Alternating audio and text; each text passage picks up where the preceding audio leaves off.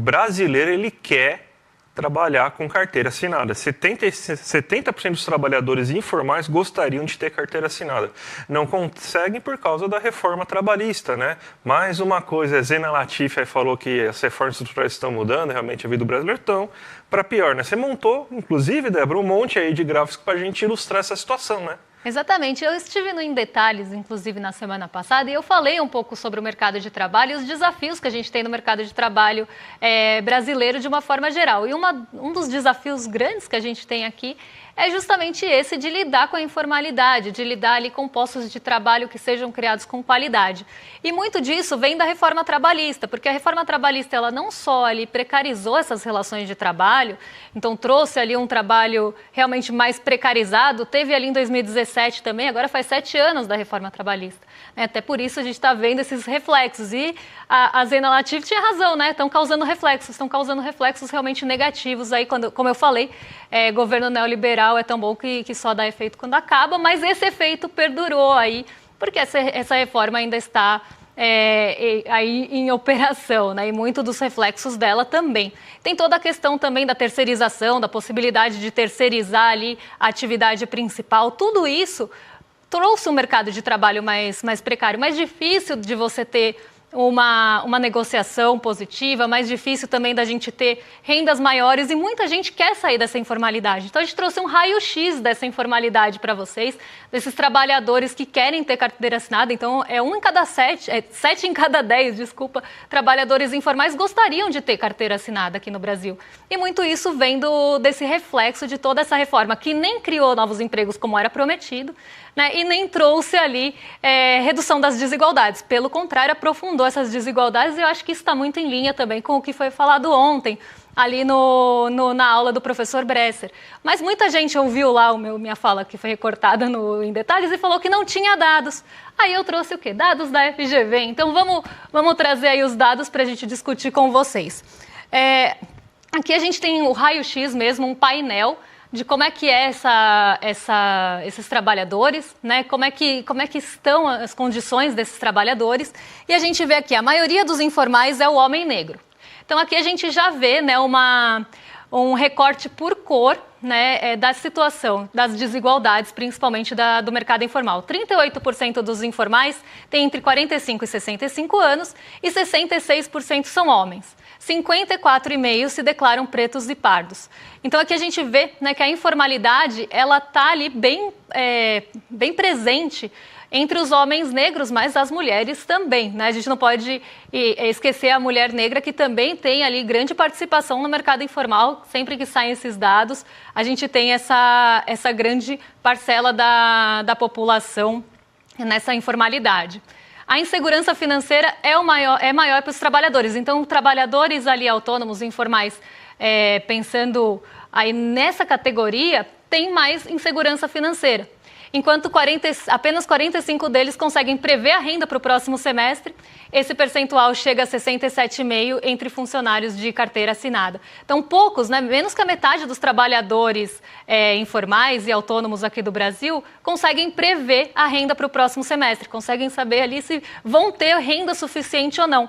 Inclusive, tem um outro estudo aí do nosso portal, um pouco mais antigo, que mostra que vários trabalhadores informais às vezes não conseguem a renda do mês. Então é uma situação bastante aí preocupante em relação à renda também. E aí o terceiro ponto de renda, a renda dos autônomos também varia muito. Então, além de não saber se vai ter uma renda no próximo semestre, a renda, né, o salário pode oscilar muito. O salário de 19,8%, quase 20%, pode oscilar mais de 20% de um mês para o outro. Então, não só a previsibilidade a longo prazo, mas do curto prazo também. Quanto que eu vou ganhar no mês que vem? Pode ser 20% a mais ou menos do que eu ganhei nesse mês. Então, isso traz também a insegurança financeira. Enquanto o mesmo acontece só entre 4,7% entre aqueles que são CLT, porque aí você tem, né, os padrões ali bem especificados, as características bem especificadas, mesmo que ainda haja ali alguns trabalhos que tenham uma parte de remuneração variável, isso não acontece na mesma magnitude que acontece entre as pessoas que são autônomas e informais aqui.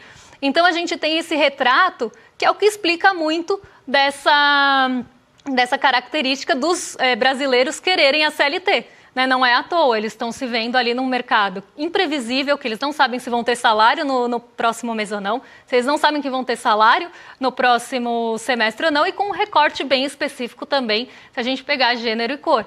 Então, pessoas ali em situação realmente que a gente tem todo esse machismo e esse também racismo estrutural no Brasil, e isso se reflete no mercado de trabalho. É o que a gente sempre fala aqui, uma coisa não está desvinculada da outra.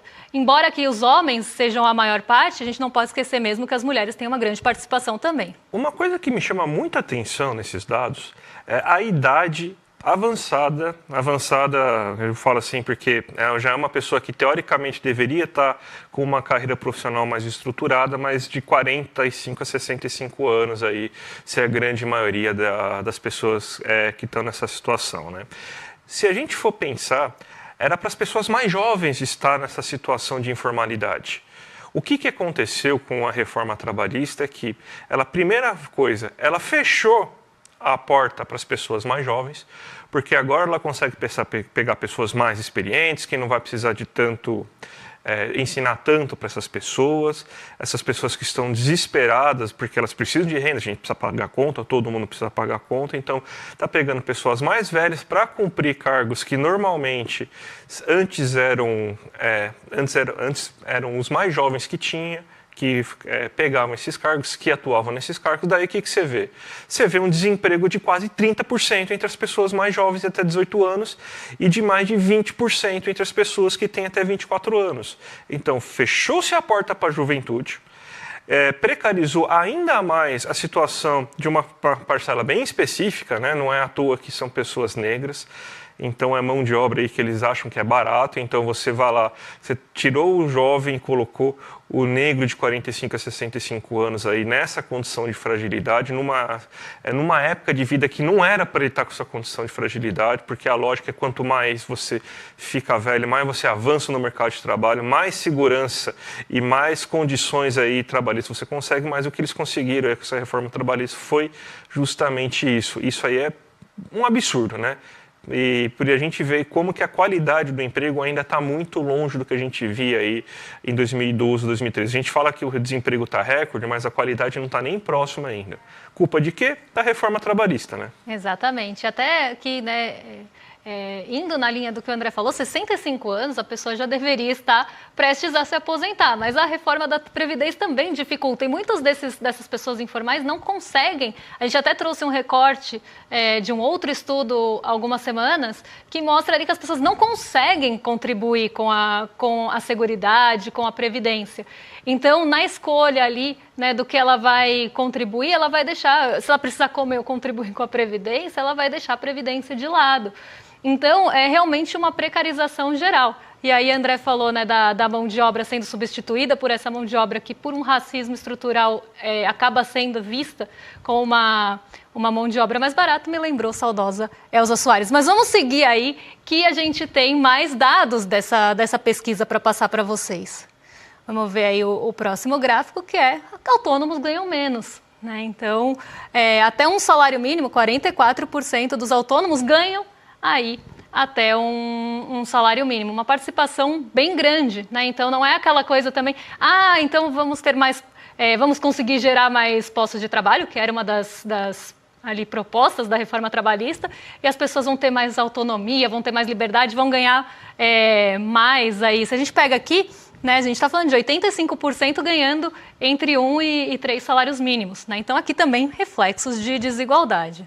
Não, outra coisa, né? Vendem, né, que a CLT é atrasada, que a gente tem que fugir da CLT, aí vendem as maravilhas da pejotização. Pejotização é bom para quem ganha muito dinheiro, tá? Primeira coisa é isso. Para quem ganha pouquíssimo dinheiro, vive de MEI, é um desastre que não tem segurança social alguma. E você vê aí que justamente essas pessoas aí que estão na informalidade, então, basicamente, se não tem quase ninguém que ganha um salário decente. Mas daí eles vendem que esse 1% que ganha 10 salários mínimos, aí está na informalidade autônoma, é o vendedor, é o vencedor. Esse é o exemplo a ser é o exemplo a ser observado, a gente tem que se inspirar nessa pessoa. Não, gente, é 1%.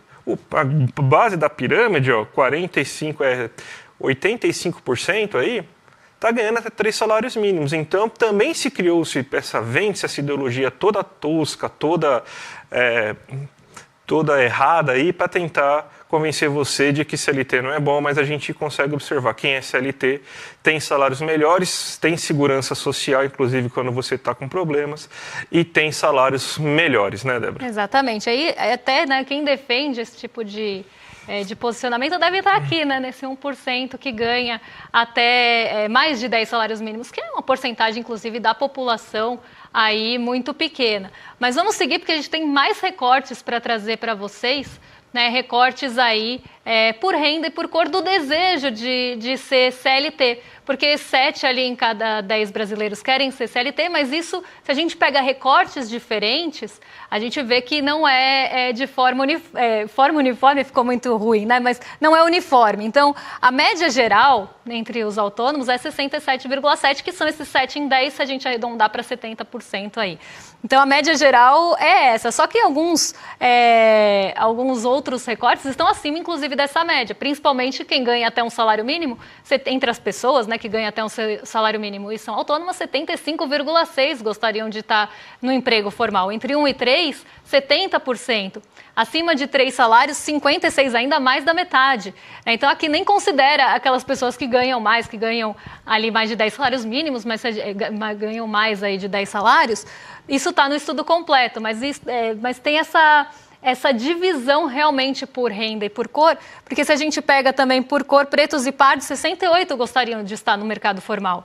E entre brancos, amarelos e demais, aqui segundo a pesquisa, 67,3%, também mais do que a metade, e acima da média, aqui muito perto da média, né? Mas acima da média, principalmente se a gente pega pretos e pardos, porque realmente é isso, é uma exploração do trabalhador. Então, você vai pegar aquela mão de obra de forma mais barata, vai explorar o quanto você consegue, aquele trabalhador, e vai pagar o mínimo para ele ali, se a gente pensar nas pessoas que são contratadas dessa forma, né, ou por terceirização, ou por aí, toda essa fragilidade de relação de trabalho. Vamos pensar, por exemplo, em entregadores de aplicativos, motoristas de aplicativos, né, que são autônomos e se veem como fora da classe trabalhadora justamente por isso. Muitos deles não querem que tenha qualquer regulação, porque acham que isso vai atrapalhar a liberdade, mas eles não estão vendo esse retrato completo de onde eles estão. Né? Eles não deixaram de ser trabalhadores, não deixaram de ser proletários aí, né, que precisam do seu trabalho realmente para botar uma comida em casa. E aí, quando a gente vê esse recorte do desejo por ser CLT, aqui fica muito claro quem realmente gostaria de sair dessa situação, quem não está sendo favorecido por ela. Eu acho interessante aqui, se a gente pega o recorte por cor, são porcentagens muito parecidas, então o recado é único. O brasileiro quer ser CLT, então não importa a sua cor, o desejo do brasileiro aí é ser CLT. Quando a gente pega por renda é bem interessante, porque aí a gente vê aí que quem não quer ser CLT, geralmente não quer ser CLT porque está reclamando de imposto. É aquela classe média aí que o GC adora falar, né? Pensa só com o próprio umbigo. Eu pago tanto imposto, não vejo aí, volta nos meus impostos. É aquele cara aí que está reclamando aí de geral, e geralmente esse cara, ele não precisa de tanta seguridade social, não precisa de tanto aparelhamento do Estado aí para conseguir sobreviver, ou seja, não é uma pessoa que depende às vezes da educação pública, da saúde pública, que vai ter seguro de saúde, então consegue juntar uma poupança fora do sistema previdenciário público. Mas para quem está precisando disso, que é acima de 70%, 75% para as pessoas que ganham até um salário mínimo, é óbvio que elas querem CLT, elas precisam de proteção social. Se elas quebram uma perna e elas vão ter que ficar afastadas, elas não vão ganhar dinheiro se elas não tiverem nessa proteção social, se elas não tiverem CLT. Elas não vão poder entrar, por exemplo, a famosa fila do INSS, né? Então vai, porque é depois de 15 dias. O cara que tem uma renda, que consegue juntar o dinheiro e tudo mais, às vezes até o próprio emprego vai lá, porque o cara tem um cargo um pouco melhor, ele consegue fazer o jeitinho, trabalha de casa, não sei o quê, e dá seus pulos. Mas a maioria não é assim, gente. Então você vê aí que quem fala mal de CLT, ou é porque é a classe média aí que não quer pagar imposto, que reclama aí de imposto, ou é o cara que realmente não quer pagar os encargos da CLT aí, que aí realmente é o dono do dinheiro, né?